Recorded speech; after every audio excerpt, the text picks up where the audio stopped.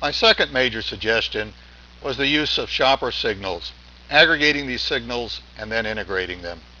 There are many new signals that are being made available from various sources, and the suggestion is that we're now living in a new environment that requires a new way of thinking. As Yvonne Genovese, VP Distinguished Analyst from Gartner, has stated, in the current environment, we have been focused on what happened and why.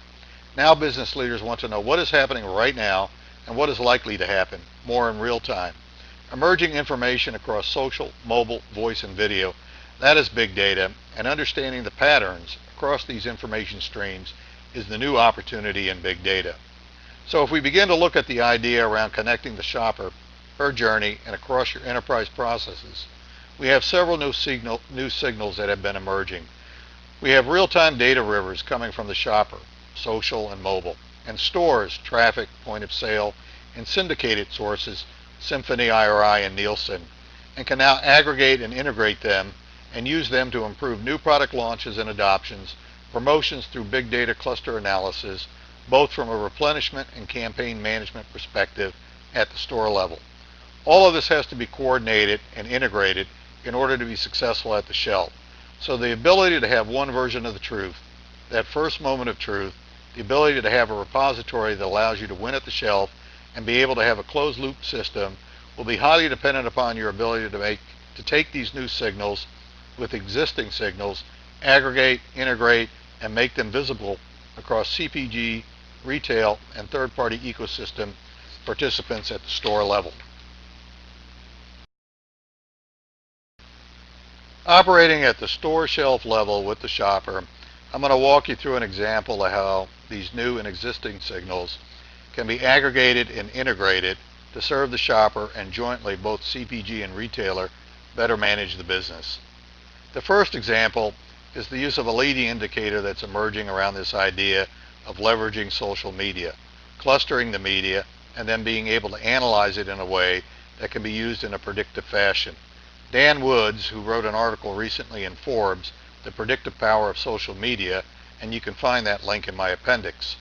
He states one of the examples in using social media and cluster analysis is when you introduce a new product so that you can predict the activity around and interest around that new product, what your mind share is before the product launch, during the product launch, and whether or not the intensity is increasing or is it going stale,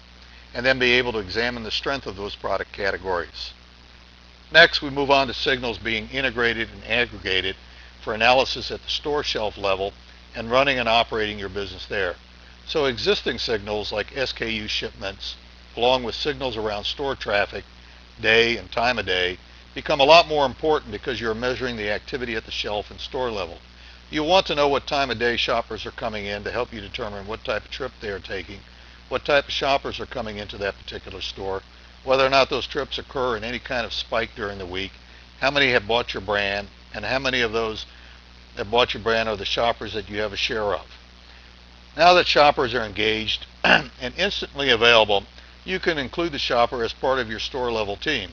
helping you with eyeballs at the shelf and providing feedback on planogram and stock compliance. Some retailers have even enlisted the help of their consumers or shoppers to retrieve competitors' pricing using third-party apps that award the customer for taking a snapshot of a product display or scanning the barcode of an item on a sale at a competitor's location. This coming from the NRF Blueprint 2010. As the shopper reaches the second moment of truth and they begin to share their comments about the product and about the shopping experience, so using this feedback to act on issues immediately by the store team to correct operational issues, product issues, and resolve shopper-consumer issues is critical in building relationship. It's not enough to let her speak, you need to act. Additionally, evaluations can be included in search results for new shopper zero moments of truth, and social media cluster analysis can help surface unknown unknowns in the form of unmet needs.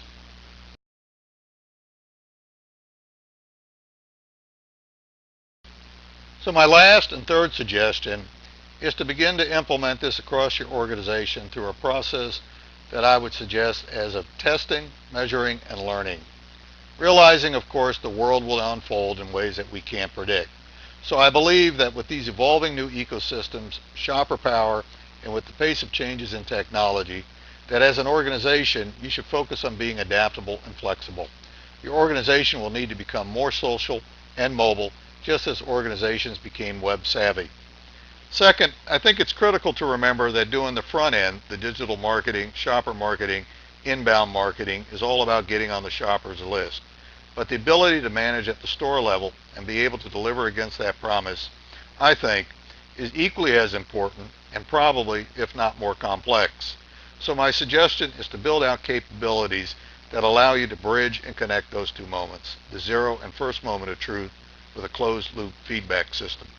And then you need to have some way to measure the results so that over time you are changing the behavior and the mindset of the people in your organization and creating positive reinforcement to change behavior.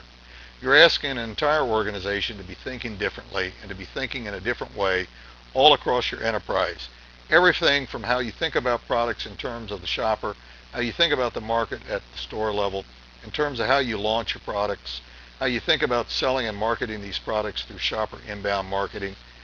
how you actually replenish and execute at the store level through store level category management for both you and the retailer. And then, of course, how you listen and support the shopper and be able to feed that back into a new zero moment of truth. So putting that capability in place and reinforcing that kind of mindset will be critical to the overall success of being able to win with the shopper going forward. Predictive analytics will require you to be able to put in place real-time capabilities in terms of real-time data processing, big data processing, and being able to target at a much more granular level. So I think the ability to leverage this information and act on things in real time rather than this slow push-based type cycle of plan and execute will be a requirement of business pilots that you will want to trial. So my suggestion would be to create end-to-end type pilots, something that would give you the breadth and depth to test out the shopper journey from beginning to end using social and mobile with store level teams across a brand, across a particular account at the store level, and then be able to take those learnings and apply those and begin to scale this across your organization.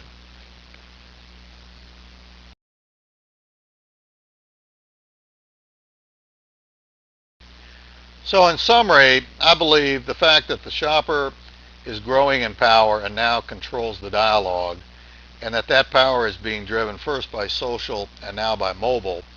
that CPG companies and retailers can win by working more closely together and cooperating and operating in a partnership. And that I believe that the three ideas of kind of putting in place a shopper business model so that the organization begins to understand the shopper journey and the processes across the enterprise that can affect that journey, the ability to take new emerging signals along with existing signals, aggregate them and integrate them to help in managing across the shopper journey, and then last, putting in place capabilities to test, measure, learn, and then scale with pilots, I think are the key to success. So again, the three primary areas that both retailer and CPG company need to work together and can work to improve the shopper experience is around this idea of integrating shopper marketing, store level category management, and the information highway. So I think in ending, new innovation will be driven by insights and shopper understanding that will develop through these efforts, because now you're operating at the level of the shopper, the one that has the decision whether or not to buy your product or not. Hopefully, this presentation has been helpful, and I presented something that you can use. Please give me your comments, share with others, get back to me. Feel free to contact me at Scovell.mov@hotmail.com or my Twitter account @KeithScovell. Thanks.